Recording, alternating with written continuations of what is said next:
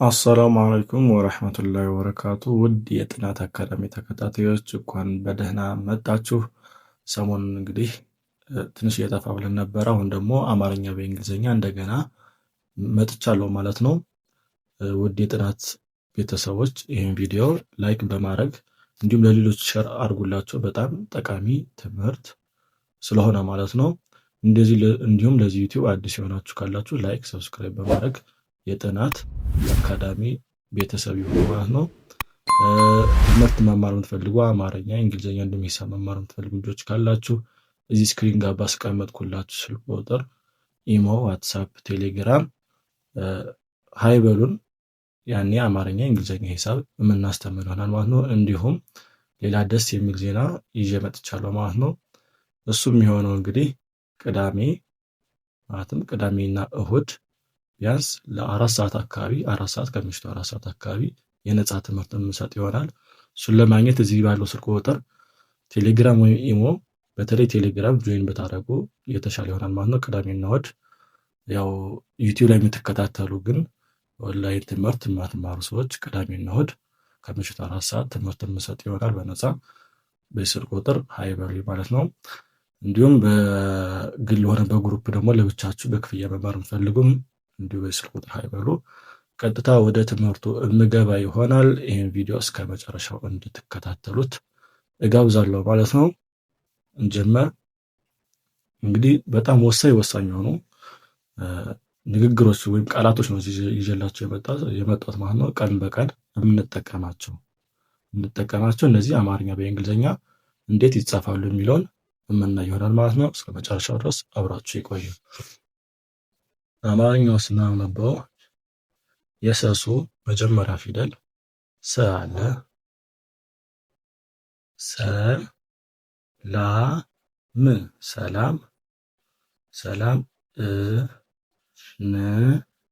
እንዴት ሰላም እንዴት ነህ ሰላም እንዴት ነህ። ይህን ሰላም እንዴት ነህ የሚለውን አማርኛ በእንግሊዝኛ እንዴት እንደምንጽፈው ደግሞ እናያለን። ሰ የመጀመሪያ ፊደል ስለሆነች ኤስ ኢ ነው የምትሆነው ለሰ። ላ ለሚለው ደግሞ ለለሉ ኤል ነው የሚሆን አራተኛ ፊደል ስለሆነ ኤል ኤ። ም ማለት ደግሞ የመሙ ኤም ነው የምትወከል ስድስተኛ ፊደል ስለሆነች ም አናባቢ አይኖራትም ኤም ብቻ። ስለዚህ ሰላም የሚለው እንደዚህ ይሆናል ማለት ነው። ብዙ ሰዎች ሰላም የምትለው እንዴት መጻፍ እንዳላችሁ በእርግጥ አይጠፋባችሁም።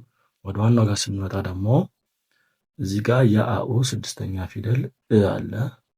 ለእ የምትወከለው ኢ ብቻ ናት። ቀጣይ ከአኡ ቀጥሎ ን ናት ያለችው ኤን ናት ኢኤን። ዲ ለሚለው ደግሞ ለደዱ ዲ ነው የምትወከል አምስተኛ ፊደል ስለሆነ አይ እና ኢ አናባቢ ይሆናል ማለት ነው። ዲ አይ ኢ። ት ለሚለው ደግሞ ት ስድስተኛ ፊደል ስለሆነች አናባቢ አይኖረውም። ስለዚህ እንዴት የሚለው ሲጻፍ ኢ ኤን አይ ኢ ኤን ዲ አይ ኢ ቲ ይሆናል ማለት ነው። ቀጣይ ነህ የሚለው ነው። ነህ የሚለው ደግሞ ለነኑ ኤን ነው ይወከለው የመጀመሪያ ፊደል ስለሆነ አናባቢው ኢ ነው የሚሆነው ኤን ኢ። ህ ለሚለው ደግሞ ኤች ብቻዋን ለሃሁ ኤች ነው የሚሆነው። ህ ስድስተኛ ፊደል ስለሆነ አናባቢ ነው አይኖረውም ማለት ነው። ስለዚህ ነህ ለሚለው ኤንኢ ኤች ምናምን ማለት ነው። ስለዚህ ሰላም እንዴት ነህ በዚህ መልኩ ይጻፋል። እናንተ መጨረሻ ላይ ኮሜንት አንዷን ቃል ትጽፋላችሁ ማለት ነው። ቀጣይ ወደዚህ ስንመጣ የአኡ መጀመሪያ አ እዚህ ጋር በስህተት ነው ስድስተኛ ለማድረግ ተፈልጎ ነው። ቅርታ እሺ። ከቀጥሎ የነኑ ስድስተኛ ፊደል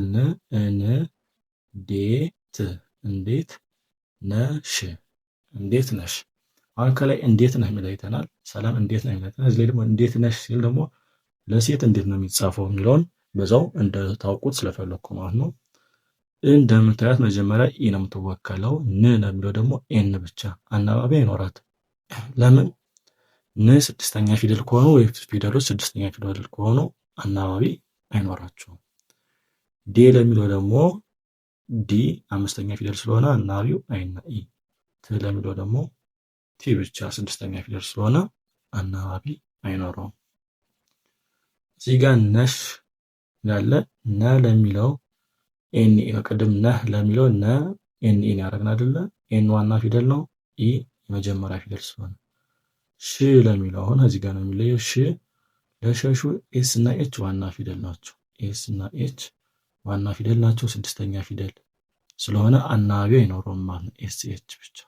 ስለዚህ ኤንኢ ኤስ ኤች ይሆናል ነሽ ሲጻፍ። ቀጣይ ቃል ስንመጣ ደግሞ ወደ ሳኝ ወደሆነ ቃል ስንመጣ ደግሞ የሰሱ ስድስተኛ ፊደል ስ አለ። ስ የለሩ አራተኛ ፊደል ራ።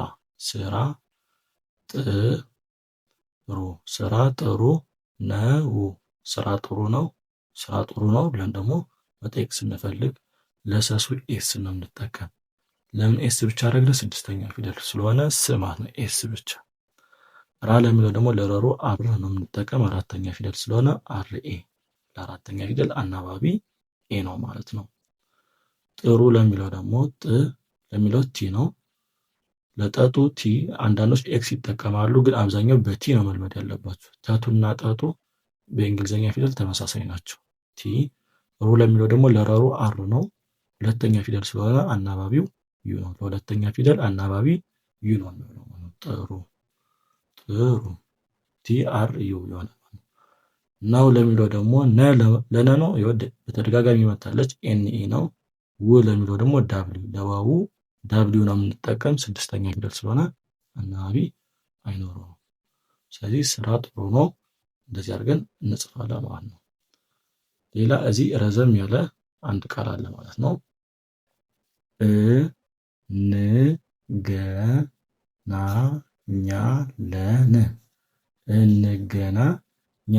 እንገናኛለን። ለሚለው ከዚህ በፊት አይተናል፣ ኢ ነው የምትሆነው። ለሚለውም ኤን ነው የምትሆነው፣ አናባቢ አይኖረውም ስድስተኛ ፊደል ስለሆነ። ገ ለሚለው ለገጉ ጂን ነው የምንጠቀም፣ ጂኢ የመጀመሪያ ፊደል ስለሆነ ነው አናባቢውን ኢ ያደረግነው ማለት ነው። ና ለሚለው ደግሞ ኤንኢ፣ ለነኑ ኤን ነው አራተኛ ፊደል ስለሆነ ኤንኢ። ኛ ለሚለው ለኘኙ ብዙዎቹም ግራ የምትጋቡበት፣ ኘኙን ስናስታውስ ከጂ ቀጥሎ ኤን መምጣት አለበት ግዴታ ነው። ከጂ ቀጥሎ ኤን ካልመጣ እንደ ገጉ ነው የሚነበበው። ከጂ ቀጥሎ ኤን ከመጣ ግን እንደ ኘኙ ይነበባል። ስለዚህ ጂ ኤን ኤ ከሆነ ጂ ኤን ብሎ ኤ የአራተኛ ፊደል ምልክት ስለሆነ ኛ ይሆናል ማለት ነው። እንገናኛ። ለሚለው ኤል ኢ፣ ለለዱ ኤል ነው፣ ኢ የሆነበት የመጀመሪያ ፊደል ስለሆነ ነው። ን ለሚለው ደግሞ ኤን።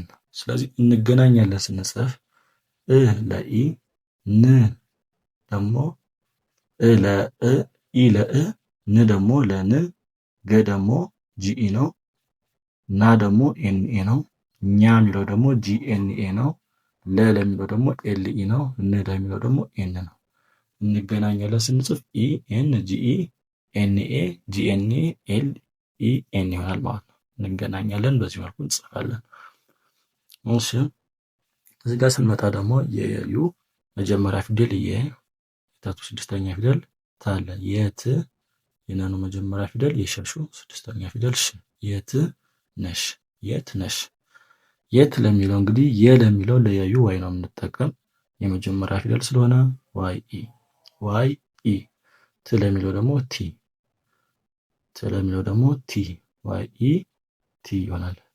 ነሽ ለሚለው እሳ፣ ነሽን ከዚህ በፊትም አይተናል፣ ግን እንድገመው። ነ ለሚለው ኤን ኢ ነው፣ ለሸሹ ኤስ እና ኤች ነው። ኤስ እና ኤች ዋና ፊደል ነው። ሽ ስድስተኛ ፊደል ስለሆነ አናባቢ አይኖረው፣ ኤን ኢ ኤስ ኤች። ነሽ የሚለው ስንጽፍ ኤን ኢ ኤስ ኤች። የት ነሽ የሚለው በዚህ መልኩ ይጻፋል ማለት ነው። እዚህ ጋር ስንመጣ በሰላም ነው። እቺ ላ ሰተት አለበት፣ ላ አራተኛ ናት። በሰላም ነው ስንል በሰላም ነው ብለን ስንጽፍ ሰላም የሚለውን ታውቁታላችሁ። ኤስኢ ኤልኤ ኤም ሰላም እቺ ናት። ብዙዎቻችሁ ትችላታላችሁ። በምትለውን መጨመር ነው። በማናት? ቢኢ ናት። ለበቡ ቢ ነው የምንጠቀም። ስለዚህ ቢኢ፣ ሰ ደግሞ ኤስኢ፣ ላ ደግሞ ኤልኤ፣ ም ደግሞ ኤም። በሰላም ነው ደግሞ ለነኑ ኤን፣ ው ለሚለው ደግሞ ዳብሊው። በሰላም ነው ስንጽፍ እንደዚህ ነው ማለት ነው። ውድ የጥናት አካዳሚ ተከታታዮች የዛሬው ትምህርት ይህንን ይመስል ነበረ። እናንተ ብቻ አይታችሁ ዝም አትበሉ። ለጓደኞቻችሁ በአካባቢ ላሉት ጓደኞቻችሁ ሸር አድርጉላቸው። እንደነገርኳችሁም ቅዳሜና እሑድ ማለት ነው ከምሽቱ 4 ሰዓት የሚመቻችሁ ሰዎች ካላችሁ ትምህርቱን እሰጣለሁ በነፃ ማለት ነው። የዛሬው ትምህርት ይመስል ነበረ። በቀጣይ እስክንገናኝ ሰላም አለይኩም።